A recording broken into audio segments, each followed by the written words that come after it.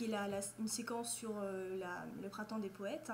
Dans les séances précédentes, ma collègue avait fait un premier tutoriel vidéo de cours dans lequel elle présentait le genre poétique et comment analyser un poème. Donc ils se sont déjà initiés, exercés dans cet exercice-là. Donc à la maison, ils avaient chacun un poème à étudier, selon leur niveau, par rapport à ce qu'ils avaient fait précédemment.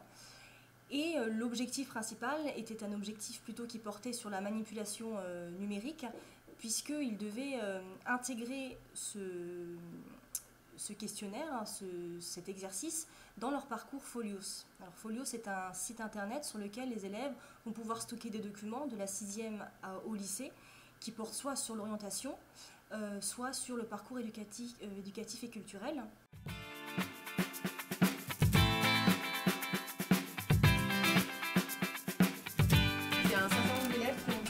Des troubles spécifiques des apprentissages, dont la dyslexie.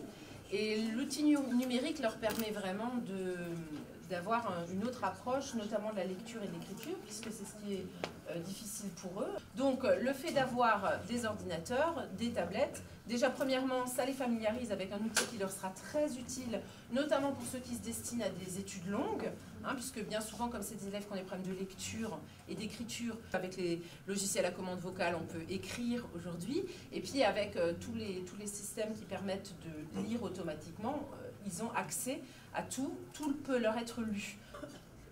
Maintenant, il faut joindre votre fichier. Pour cela, cliquez sur Fichier, Ajouter un fichier, puis une fenêtre va apparaître. Cliquez sur Choisissez votre fichier, puis allez chercher le document à l'emplacement où vous l'avez enregistré.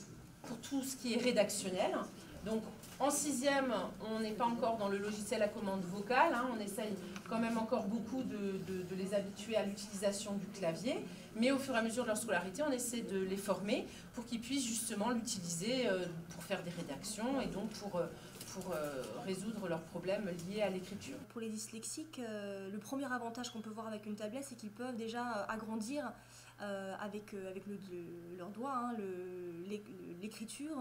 Donc ça leur permet déjà de lire. S'ils ont des difficultés, ils n'ont plus honte en fait de demander, parce qu'à l'époque on leur faisait des photocopies en A4 pour que l'écriture soit plus grande.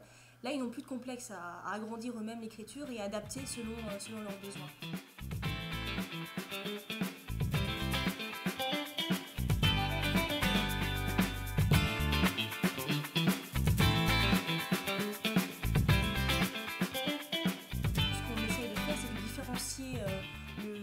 Les différents exercices pour leur permettre d'avancer à leur rythme et qu'ils puissent ne plus se sentir perdus par rapport à d'autres.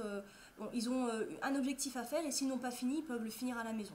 Donc ça permet l'externalisation en fait du travail. Il n'y a plus un temps donné de cours et quand ça sonne, ils doivent absolument finir, sinon ils ont 0. Là, on leur permet de continuer après et de travailler comme ils le peuvent. Non, mais c'est pas grave, tu avances à ton rythme. D'accord? De toute façon, si vous n'avez pas fini, c'est pas grave, on le corrigera en classe et je vous laisserai le temps de le modifier. D'accord, Armette?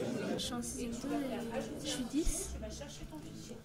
Je vais chez l'orthophoniste depuis que je suis en CE2.